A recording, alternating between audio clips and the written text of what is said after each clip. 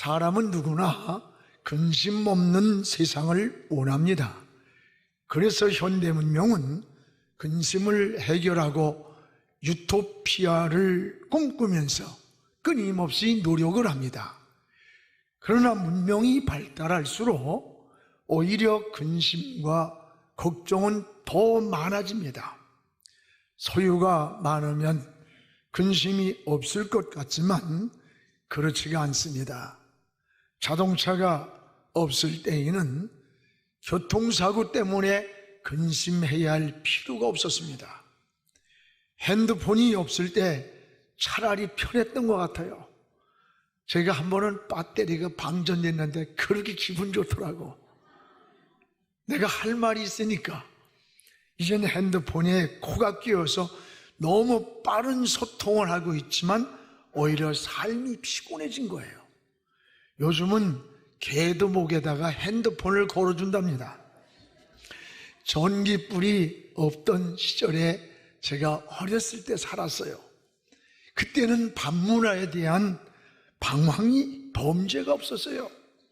지금은 낮인지 밤인지 구별이 안 돼요. 가정이 파괴되고 정신이 황폐해지고 육체가 병듭니다. 시골에 가면 도로변에 가로등이 있는데 그 가로등의 불빛 때문에 곡식이 잠을 못 잔대요. 그래가지고 곡식이 영구로 가질 않는 겁니다. 이게 제가 농담하는 줄 아나 봐? 진짜입니다. 곡식이 익질 않는데 그 가로등 불 때문에 자연 환경에 무서운 질서 파괴라는 겁니다. 옛날에는 스트레스가 뭔지도 모르고 살았어요. 지금은 가장 많이 받는 게 뭐냐? 스트레스라는 스트레스. 병원에 가서 진단이 잘 안 되면 의사 선생님이 그 스트레스 받아서 그렇다더라고. 나도 의사 하겠더라고. 아주 간단해 진단이. 왜 현대인들에게 그렇게 스트레스에 쌓여 산다는 거죠. 여러분, 문명의 혜택을 누리면서도 이름 모를 병들이 너무나 많습니다. 우리 주님이 이 땅에 오셔서 새하늘과 새 땅을 이루는 그날까지는 근심이 떠날 날이 없는 게 세상이라는 것을 기억해야 돼요. 그런데 성경에는 근심에도 종류가 있다고 했습니다. 근심이 무익한 근심만 있는 것이 아니고 유익한 근심이 있음을 소개하고 있습니다. 오히려 하나님의 뜻대로 하는 근심은 그 결과에 소망이 되고 우리를 회개하게 만들고 또 어그러진 인생을 바로 살게 하는 거룩한 근심이라고 했어요. 맞습니다. 그래서 오늘 10절에 보면 하나님의 뜻대로 하는 근심은 후회할 것이 없는 구원에 이르는 회개를 만들고 세상 근심은 사망을 만든다는 겁니다. 여러분, 근심이란 말은 고통 또는 슬픔이라고 하는 뜻이에요. 같은 근심이라도 어떤 방향에서 어떤 마음으로 근심을 하느냐에 따라서 그것이 결과의 사망이 될 수도 있고 오히려 생명이 될 수도 있다는 겁니다. 여러분, 신앙 안에 살면서도 하나님을 바라보지 않고 하나님의 품을 떠나서 인간적인 생각, 인간적인 방법, 인간적인 근심은 무익한 겁니다. 그래서 요한복음 14장 1절에 너희는 마음에 근심하지 말라. 이 세상 근심하지 말라는 거예요. 세상 근심은 할수록 고통이 오고 슬픔이 오는 거예요. 그러나 하나님의 뜻대로 살기를 원해서 어떻게 하면 하나님 뜻대로 살까? 어떻게 하면 하나님을 위해서 살까?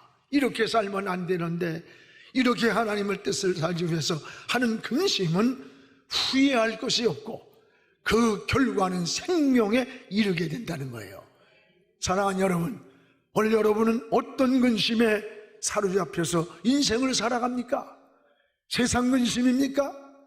아니면 하나님의 뜻대로 살기를 사모해서 하는 근심입니까? 무엇보다 우리 그리스도인들은 따라합시다. 세상 근심은 버려야 한다. 버려야 한다. 버리는 거예요, 버리는 거. 오늘 10절을 우리 같이 읽어보겠습니다. 하나님의 뜻대로 하는 근심은 후회할 것이 없는 구원에 이르게 하는 회개를 이루는 것이요, 세상 근심은 사망을 이루는 것이니라. 오늘 세상 근심은 그 결과가 사망이라고 했습니다. 이런 근심이 어디서 오는 겁니까? 염려, 걱정, 두려움, 절망에서 오는 것이 세상 근심이에요. 신앙생활을 하면서도 마음속에 염려와 불안과 이런 마음이 지배하면 우리의 삶이 흔들립니다. 이 염려라는 말을 메림나라고 하는데, 그 말은 마음을 나눈다, 마음을 쪼갠다는 뜻이에요. 여러분, 염려와 근심이 우리 마음에 들어오면 우리 마음이 쪼개지는 거예요.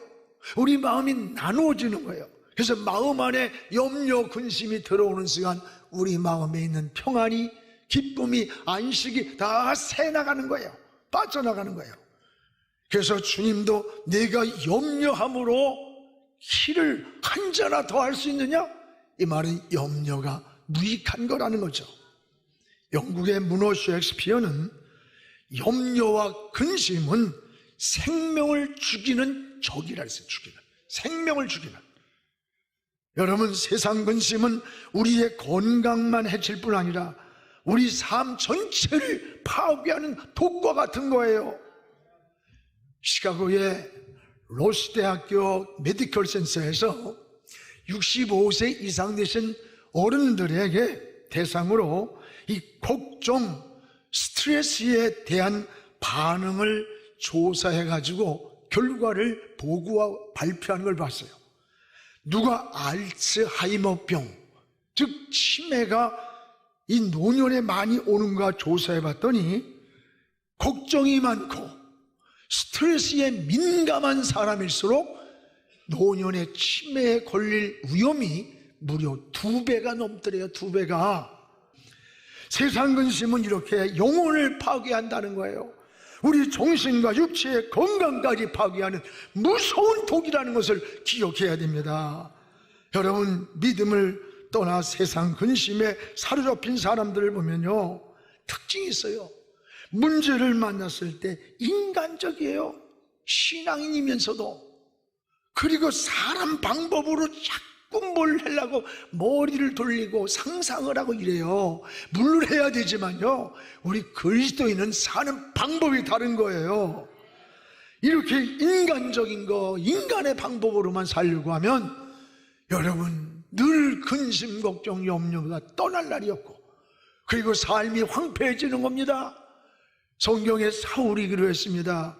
사무엘상 28장 7, 8절에 보면 다윗을 미친 개처럼 죽이려고 쫓아다니는 거예요. 할 수 없이 다윗이 적군인 블레셋으로 도망갔어요. 그런데 블레셋은 강해요. 그들이 쳐들어온다는 소식이 들리는 거야. 이 사울왕이 불안하니까 변장을 하고 어딜 갔느냐? 신접한 여인을 찾아간 거예요. 신접한 여인이 뭐예요? 오늘날 무당 점쟁이, 하나님을 섬기는 왕이 신접한 여인을 찾아가 미래를 묻는 거야. 인생의 길을 묻는 거예요. 얼마나 초라하고 얼마나 불안하고 두려운가를 잘 볼 수가 있는 겁니다. 여러분, 하나님 떠남 이런 거예요. 믿음 떠난 이런 삶을 사는 거예요. 유다가 그러잖아요. 자기 스승을 은 30냥에 팔아버리고 마음이 불안하고 근심과 두려움이 생기니까 하나님 앞으로 찾아오지를 않고 어디로 갔어요? 괴로워서 막 이러다가 돈을 성소에다 던져버리고 써보지도 못하고, 그리고 목매달아 자살했어요.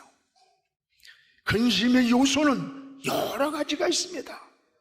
문제는 어떤 이유든지 세상 근심은 결코 유익이 없다는 것을 기억하시기를 바랍니다. 이런 것들은 우리의 영혼을 황폐하게 만들어요.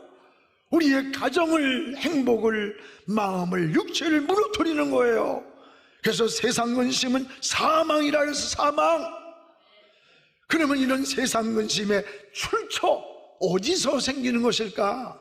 따라서 믿음을 떠난 환경, 여러분, 그리스도인이 믿음을 떠난 환경에서 이런 근심, 걱정, 염려가 찾아온다는 걸 알아야 돼요.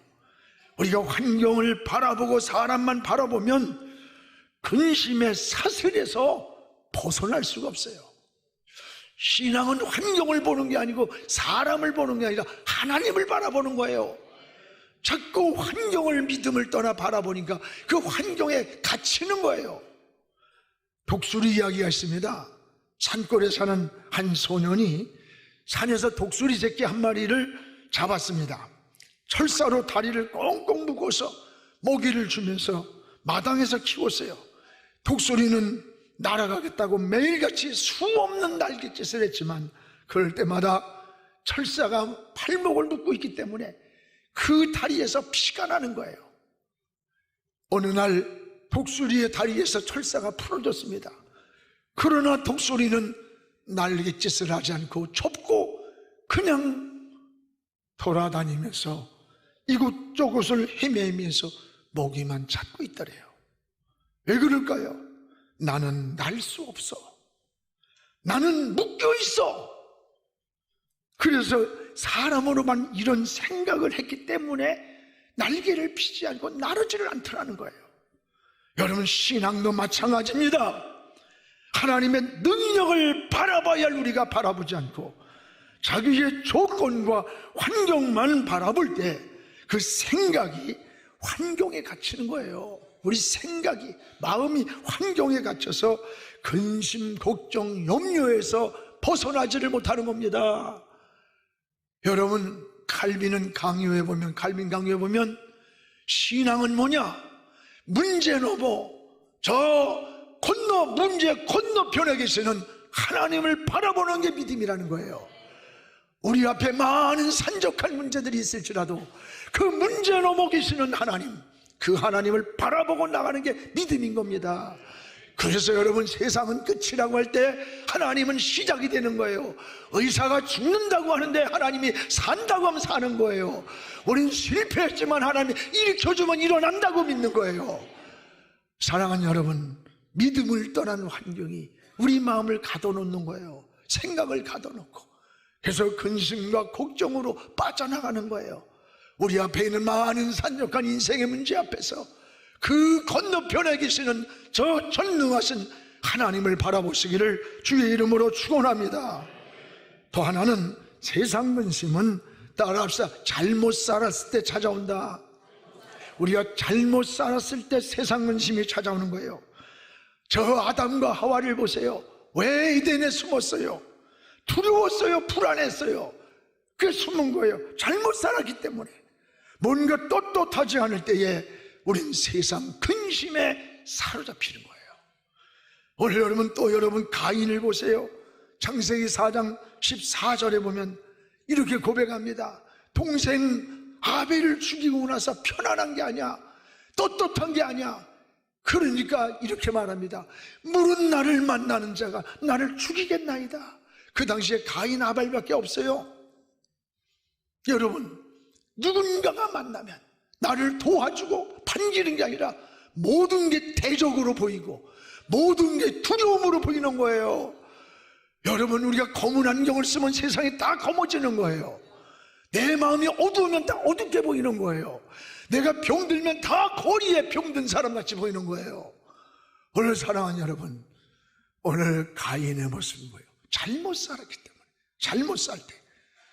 오늘 저는 하루를 지내고 잠자리에 들기 전에, 여러분, 하루를 지나고 잠자리에 들기 전에 하나님 앞에 내 마음속에 꺼림칙한 거, 때로는 마음에 세상 근심이 남아있다면 그거를 가지고 품고 잠자리 들어가면 안 돼요.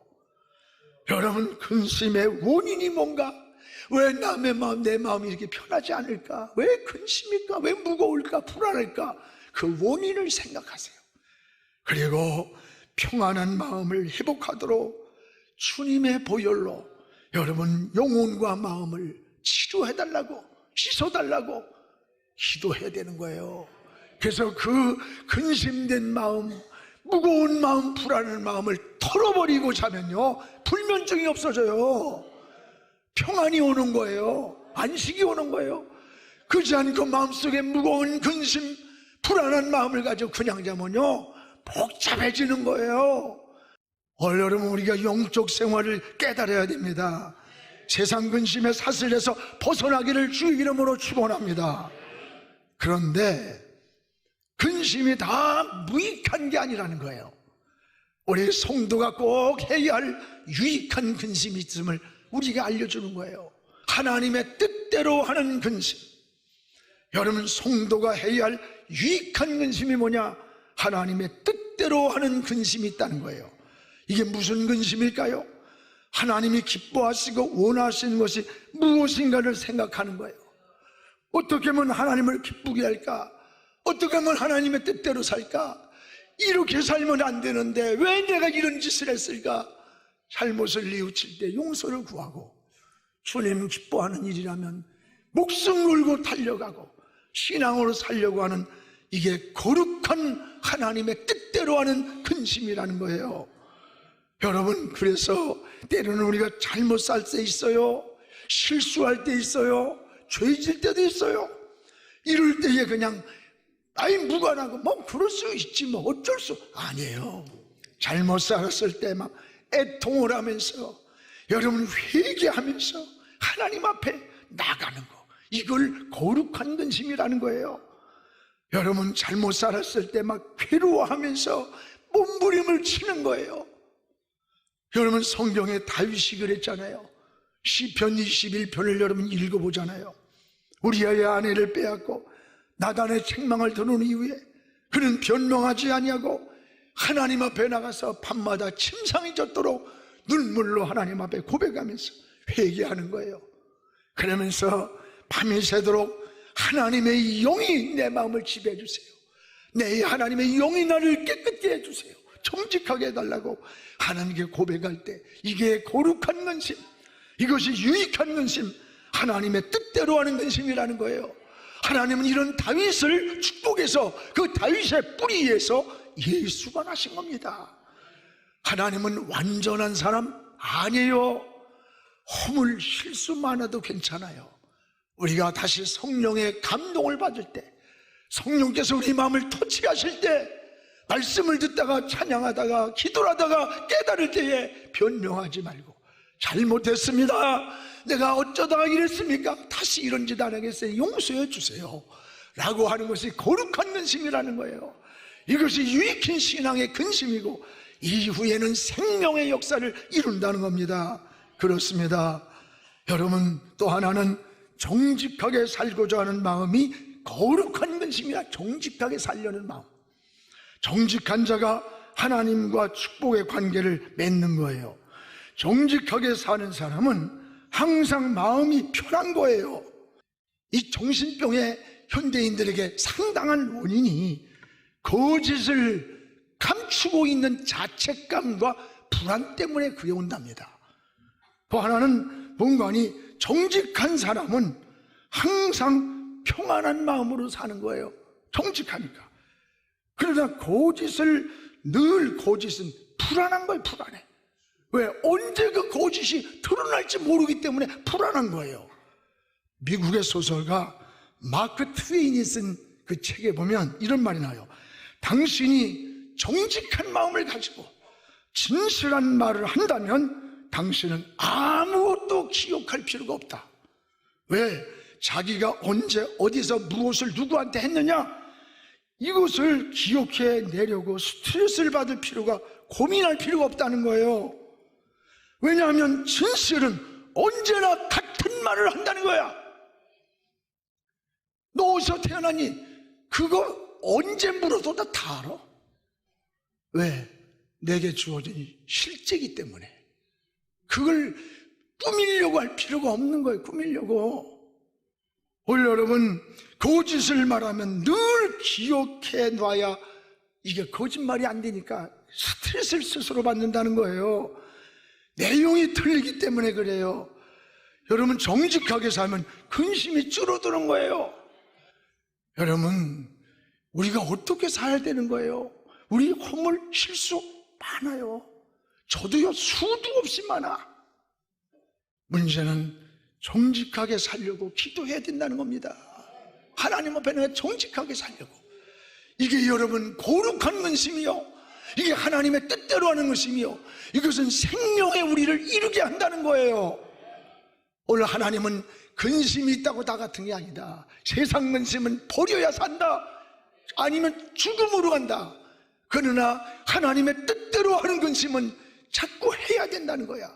그래야 생명이 살고 양심이 살고 인격이 살고 영이 살아난다는 겁니다. 오늘 그러면 거룩한 근심의 결과는 어떻게 나타납니까? 거룩 하나님의 뜻대로 하는 근심은 후회가 없다는 거. 후회한다는 게 뭐예요? 잘못 살았구나 하는 게 후회 아니에요. 하나님의 뜻대로 살기를 원해서 갈망하는 근심이기에 열매가 좋은 겁니다. 후회할 것이 없는 생명에 이르는 근심이라고 했어요. 어떻게 하면 주님을 더 사랑할까? 어떻게 하면 주님 위에 살까? 어떻게 하면 주님을 기쁘게 할까? 우리 찬양 예배 끝날 때마다 나 주님의 기쁨 되기 원합니다. 이게 여러분 우리의 마음이에요. 이 갈망하는 마음, 주님 사랑할까를 갈망하는 마음이, 이게 거룩한 근심이고 후회 없는 결과를 가져온다는 거예요. 우리 초대교회 성도들이 그랬습니다. 주님을 위해서 목숨까지 초대처럼 바쳤어요. 바울도 구원받은 은혜가 너무 감사해서 뭘 가지고 보답할까? 일세 나는 빚진 자라고 그랬어요. 여러분, 만약에 내가 수백억의 부채를 지고 감옥에 갔는데 누군가가 나타나서 그 수백억을 다 갚아주고 나를 감옥에서 건져줬다면 그 은혜를 평생 잊을 수 있겠어요? 바로 우리 주님이 우리 죄를 위해서 내가 죽을 자리에 십자가에 대신 죽어주시고 우리를 구속해 준 거예요. 건져준 거예요. 바울은 이 구속의 은혜를 바로 알았기 때문에 나는 일생에 주님께 빚진 자다, 빚진 자의 마음으로 살아서, 이게 믿음이에요. 또한 여러분, 후회 없는 거룩한 근심은 교회를 사랑하는 교회. 특별히 바울은 고린도후서 11장에 보면 바울의 고난장입니다. 여러분 집에 가서 한번 다 읽어보세요. 바울은 감옥에 수없이 갇혔어요. 죽을 고비를 몇 번 넘겼어요. 유대인들에게 40에 한 대 가만매를 5차례 맞았어. 이게 무슨 뜻이냐? 유대의 법에는 40대에 태창을 때리면 못 때리게 돼 있어요. 다시 죄를 져도. 그러니까 39대를 때리고 5차례를 그렇게 때렸다는 거야. 39대. 유대인의 채찍에는 끝에 쇠를 달아서 때리면 옷을 벗겨놓고, 이게 가죽들이 휙 감으면서 쇠가 끝에 닿는 것에 피가 튀며 살이 찢어지는 무서운 고문이에요. 이거를 39대씩 5차례 매를 맞았다는 거야. 그러나 이런 고난보다도 날마다 내 가슴에 눌리는 게 있다. 내가 받았던 죽음의 위협, 매맞았던 거, 감옥에 갔다, 이거 아니다. 내 마음에 날마다 눌리는 게 있는데 그게 뭐냐? 모든 교회를 위하여 염려하는 것이라. 그리고 여러분 29절에 보세요. 29절. 누가 약하면 내가 약하지 아니하며 누가 실족하면 내가 실족하지 않겠냐. 성도가 누가 약하면, 실패하면 내가 실패한 것 같고, 누가 병들어 쓰러지면 내가 쓰러진 것 같지 않았더냐. 내가 당했던 고통과 시련과 고난, 이것은 아무것도 아니다. 내 마음에 날마다 눌리는 것은 교회를 위하여 염려하는 것이라. 저는 이 말씀을 읽다가 어느 날 한없이 울면서 하룻밤을 새웠던 일이 있어요. 이 바울이 교회를 사랑하는, 교회가 뭡니까? 그리스도의 몸이에요. 여러분, 그렇습니다. 교회를 위하여 우린 거룩한 근심이 있어야 돼요. 교회가 모일 때에 함께 모이는 겁니다. 기도할 때 함께 기도하는 겁니다. 헌신할 때 함께 헌신하면서 관심을 갖는 거예요. 이게 여러분 우리의 거룩한 근심이라는 거예요. 사랑하는 성도 여러분, 지금 이 시대에는 거룩한 근심이 필요한 시대예요. 세상 근심을 버리십시오. 이제 마음속에 세상 근심을 버리시기 바랍니다. 그리고 하나님의 뜻대로 하는 거룩한 근심을 갖기를 바랍니다. 이게 은혜와 축복이 되는, 회복되는 비결입니다. 어떻게 하면 믿음대로 살까? 어떻게 하면 하나님을 기쁘게 할까? 때로는 자신과 이웃과 교회를 위해서, 그리고 내 나라 내 조국을 위해서 때로는 눈물을 경험하기도 하고 금식도 하고 철야도 하고 작정기도도 하면서 거룩한 근심이 필요한 거예요. 이러한 거룩한 근심 위에 하나님의 진정한 은혜, 진정한 축복과 영생과 평안과 하나님의 축복이 있다는 것을 기억하시기를 주의 이름으로 축원합니다. 지금은 선교 헌금 시간입니다. 이 예배를 통해 삶 가운데 은혜와 회복이 충만하시길 간절히 기도합니다.